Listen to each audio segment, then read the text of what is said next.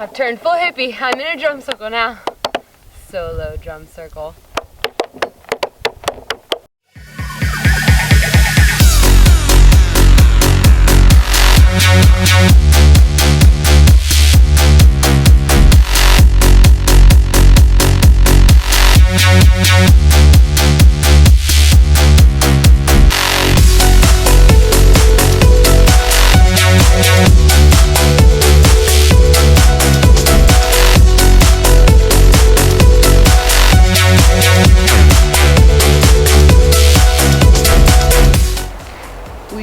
To the Chomo Arch, which is right behind me here at Natural Bridges National Monument, and it's one of 3 arches in the park, but it's the only one that doesn't straddle any water anymore. And you can tell by the shape of the valley that there used to be a creek that ran through here that eroded the shape of this arch.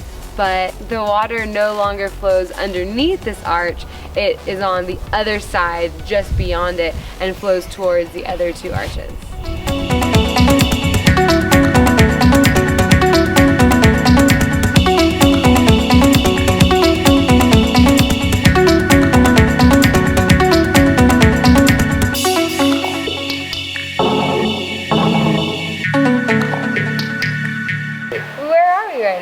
Made it to the Kachina Bridge here at National Bridges Monument.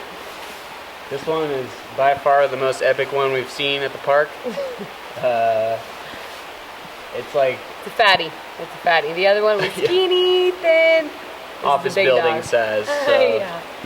Pretty spectacular. The camera's not even going to do this justice. Never does.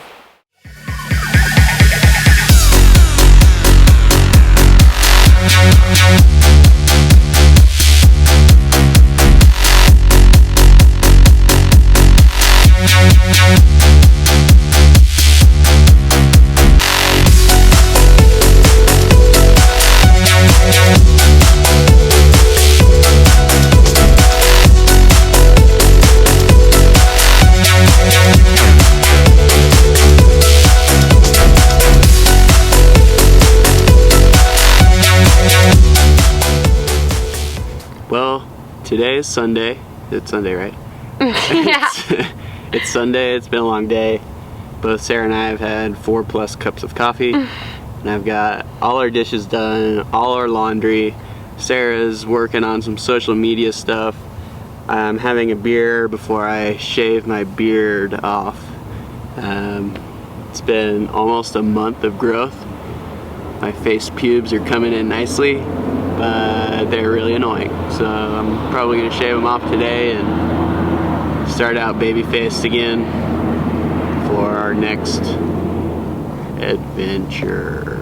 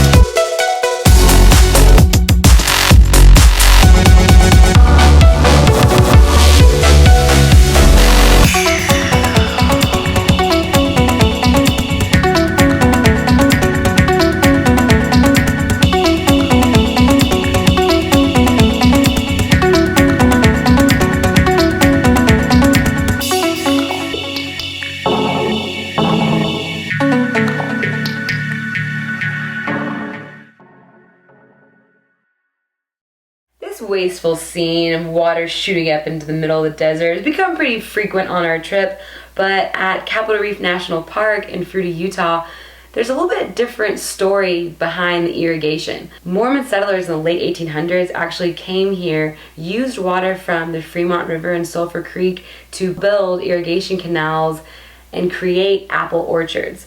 These apple orchards are still in use today, and we got to go any time of the day, pick delicious fresh apples straight off the tree. It's definitely been one of the highlights of the trip. But just outside this oasis is this hot, hot desert, and huge washes like this are actually carved out from flash floods, and this water is either here in full force or non-existent. But then we met some pretty awesome people. One group actually offered to drive us and our bikes up to Boulder Summit. So we decided to take them up on their 45-minute drive offer versus 16 hours of pedaling up and over this mountain pass. Definitely helped rest our legs up for our journey to Grand Staircase Escalante National Monument.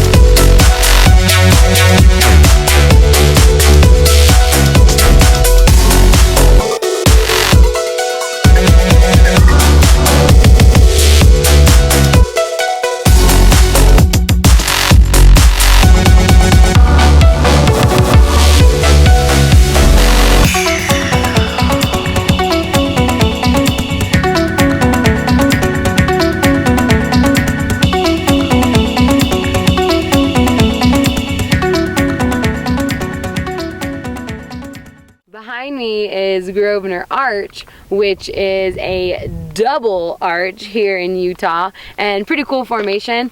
Like everything in the desert, it was formed with the power of water. So you get some really interesting things with this sandstone rock because it disintegrates pretty easily as far as geologic terms go.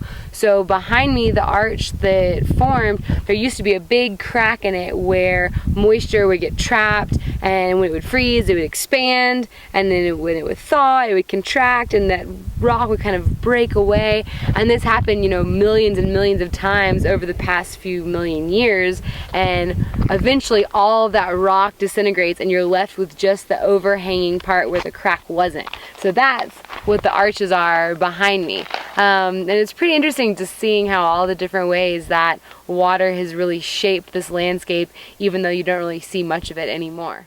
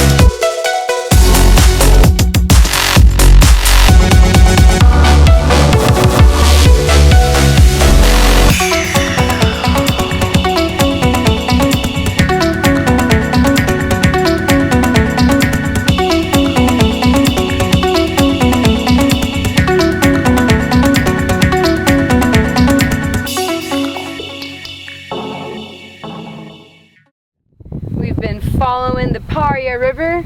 It's a pretty pitiful looking thing that flows into the Colorado River, which is where we're headed next.